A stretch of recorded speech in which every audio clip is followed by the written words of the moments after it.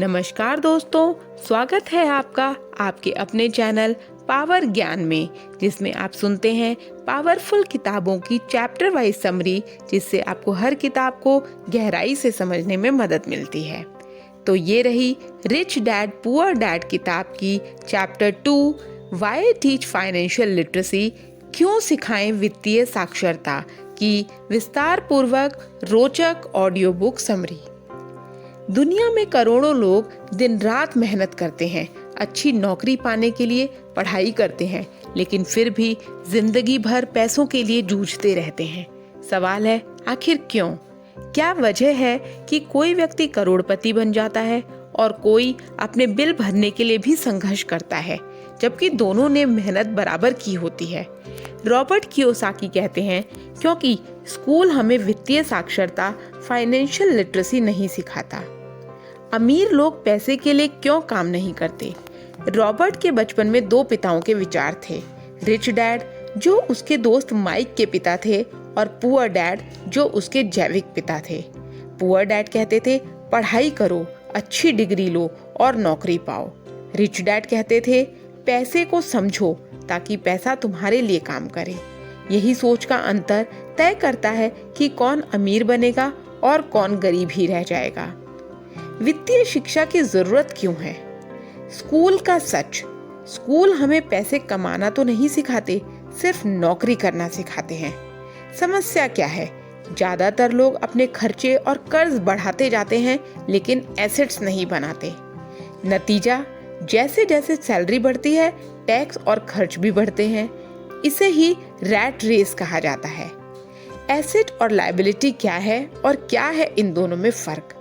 Asset वो चीज जो आपकी जेब में पैसा डालती है, उदाहरण के तौर पर किराए पर दिया गया घर, शेयर से मिलने वाला डिविडेंड, बिजनेस का प्रॉफिट आदि। लायबिलिटीज क्या है? वो चीज जो आपकी जेब से पैसा निकालती हैं, जैसे कि ईएमआई पर ली गई कार, बड़ा घर जिसमें आप खुद रहते हैं क्योंकि उससे कोई इनकम नहीं आती है। रिच डैड का नियम क्या है? अमीर लोग एसेट खरीदते हैं, गरीब और मिडिल क्लास लोग लायबिलिटीज खरीद ले हैं, लेकिन उन्हें लगता है कि वो एसेट हैं। अमीर बनने का बेसिक फॉर्मूला क्या है? स्टेप 1, अपनी आय बढ़ाने के साथ साथ एसेट कॉलम को भरते जाओ। स्टेप 2, कमाई का हिस्सा खर्च करने से पहले एसेट्स में लगाओ। स्टेप 3, समय के साथ एसेट से आने वाली इनकम आपके खर्च से ज्यादा हो जाएगी। स्टेप 4, यही फाइनेंशियल फ्रीडम है, जब आप काम इसलिए करते हैं क्योंकि आप करना चाहते हैं, जरूरत के लिए नहीं। रिच डैड का उदाहरण, माइक और रॉबर्ट छोटे थे, उन्होंने एक कॉमिक बुक लाइब्रेरी बनाई। उन्होंने कुछ पैसे में पुराने कॉमिक खरीदे, उन्हें व्यवस्थित किया और 25 सेंट एंट्री चार्ज पर बच्चों को पढ़ने के लिए दिए। रोज कुछ घंटे लाइब्रेरी चलती और वो खुद उस दौरान फ्री रहते। ये उनका पहला सबक था कि पैसा कमाने के लिए हमेशा खुद मौजूद रहना जरूरी नहीं है। पुअर डैड की सोच क्यों लिमिटेड थी? पुअर डैड पढ़ाई लिखाई में टॉप थे, लेकिन वित्तीय शिक्षा में पीछे। उन्हें लगता था ज्यादा सैलरी से समस्याएं हल हो जाएंगी, लेकिन हर प्रमोशन के साथ टैक्स और खर्च बढ़ते गए। यही कारण है कि उनकी मेहनत के बावजूद वो कभी आर्थिक रूप से स्वतंत्र नहीं हो पाए। पैसों का फ्लो समझो, कैश फ्लो पैटर्न को समझो। रॉबर्ट 3 तरीके के लोगों के कैश फ्लो पैटर्न बताते हैं। गरीब, पैसे कमाते ही खर्च कर देते हैं।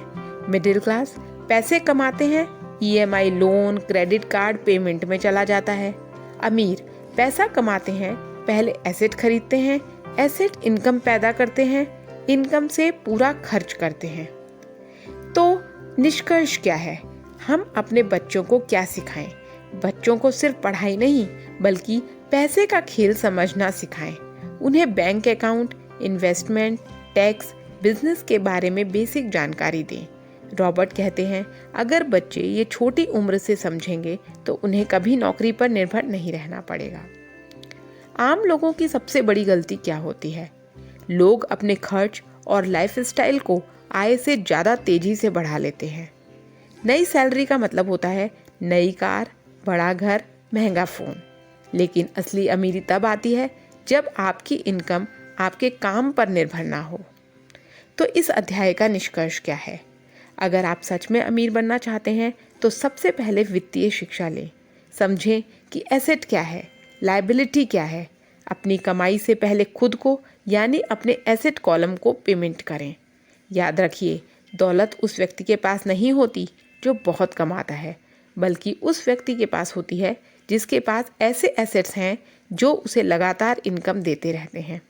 और सबसे बड़ी बात, पैसे के लिए मत काम करो, पैसों को अपने लिए काम करना सिखाओ।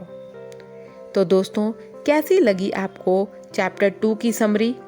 अगर आपको समरी पसंद आई हो तो इसे लाइक करें और शेयर करें। कमेंट लिखकर मुझे भी मोटिवेट करें और मेरे चैनल को सब्सक्राइब करना बिल्कुल भी ना भूलें। तो मिलते हैं अगले चैप्टर की समरी के साथ। तब तक के लिए बहुत खुश रहिए, आगे बढ़ते रहिए। बहुत बहुत धन्यवाद।